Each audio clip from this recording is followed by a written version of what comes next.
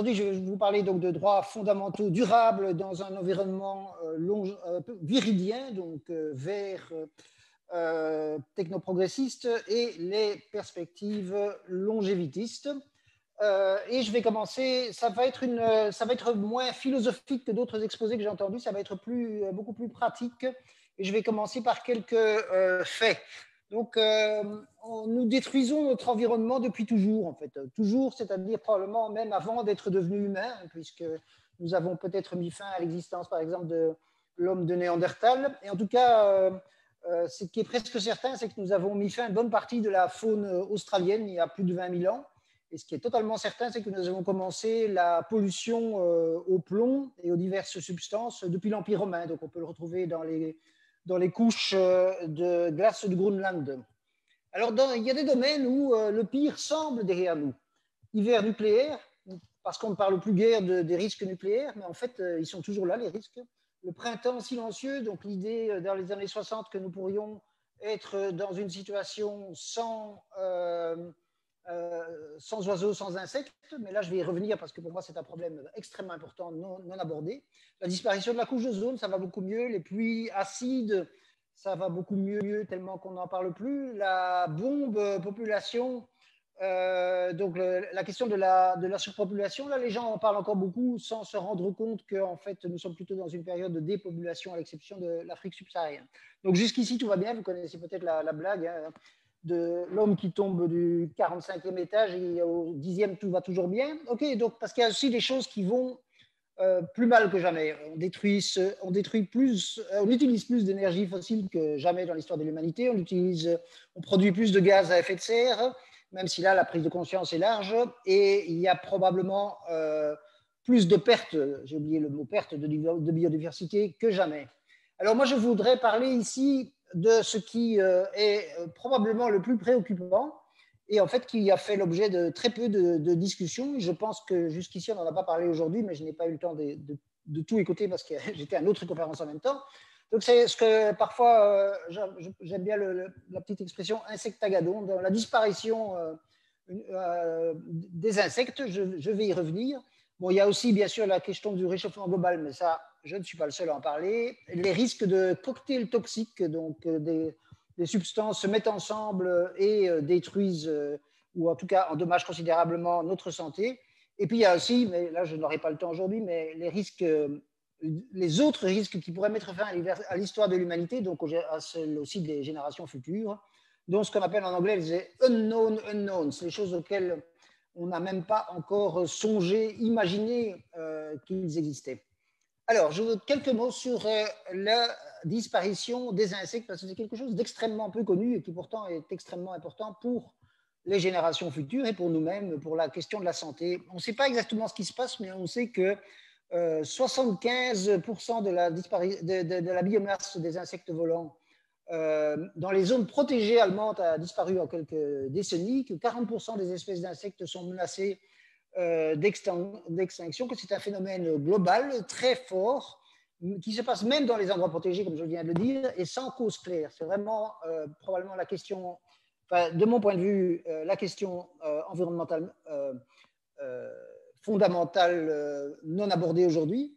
Et si vous êtes assez vieux pour avoir eu votre enfance dans les années 60-70, vous vous rendez compte que même les simples mouches, il y en a moins qu'auparavant.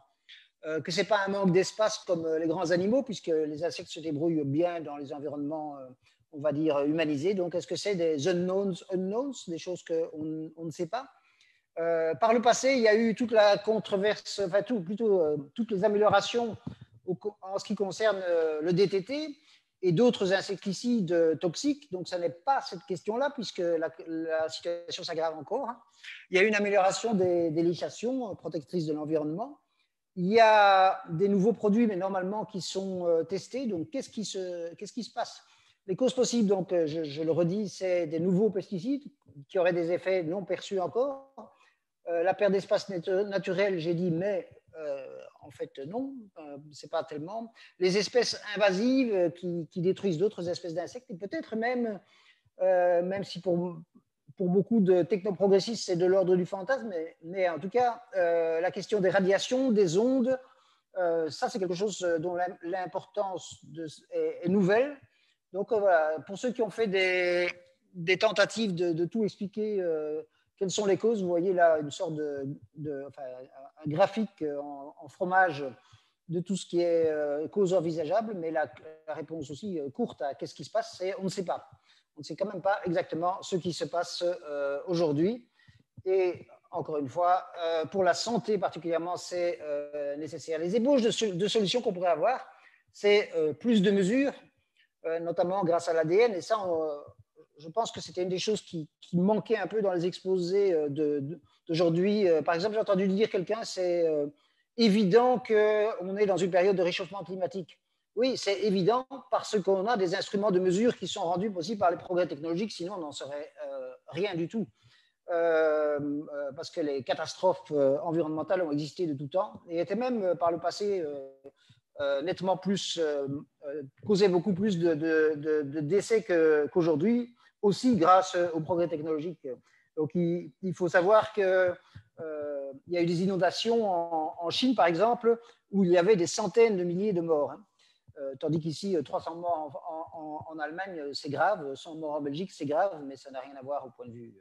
OK, donc on devrait utiliser pour les ébauches de solutions, je reviens en matière de disparition des insectes et donc de santé des humains aussi, beaucoup plus de mesures encore.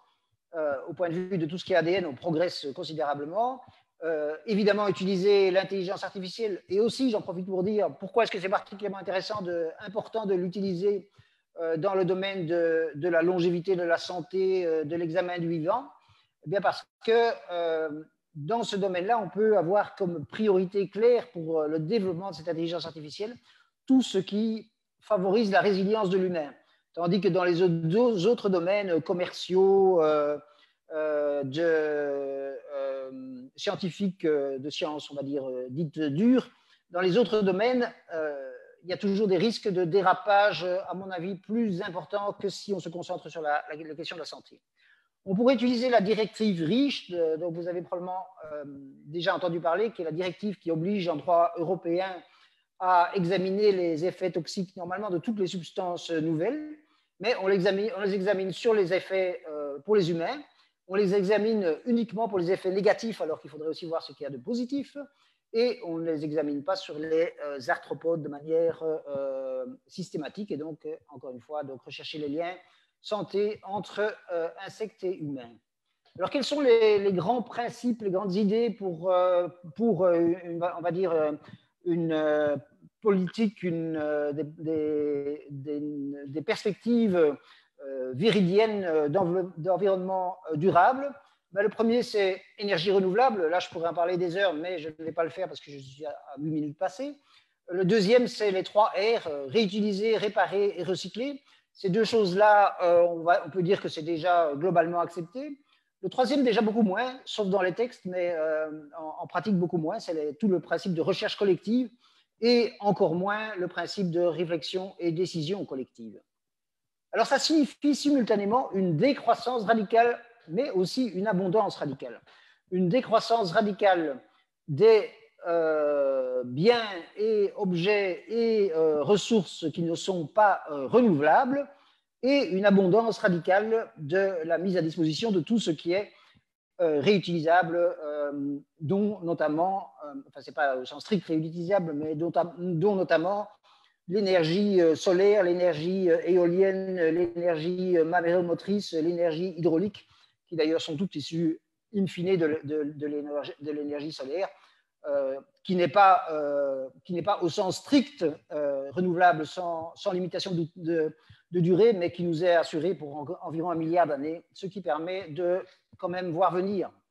Alors, nous devons comprendre la nature et donc nous avons besoin de progrès technologiques et de progrès médicaux pour comprendre notre santé, parce que la diversité se comprend mieux avec les progrès scientifiques, parce que nous avons besoin de sciences et d'un environnement adapté pour un monde de longévité en bonne santé. Donc, j'ai déjà dit suffisamment, la disparition des insectes peut être quelque chose de catastrophique et il faut en apprendre davantage.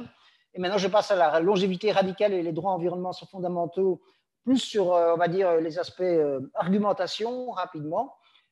Pourquoi est-ce que vivre beaucoup plus longtemps en bonne santé est extrêmement utile pour l'environnement et donc pour le droit des générations futures, mais aussi des générations que nous sommes aujourd'hui? Pourquoi? Parce que si nous savons que nous allons vivre beaucoup plus longtemps, nous sommes plus prudents, nous pensons à plus long terme, nous avons plus de temps pour nous occuper les uns des autres, pour s'aimer les uns les autres, pour s'entraider les uns les autres.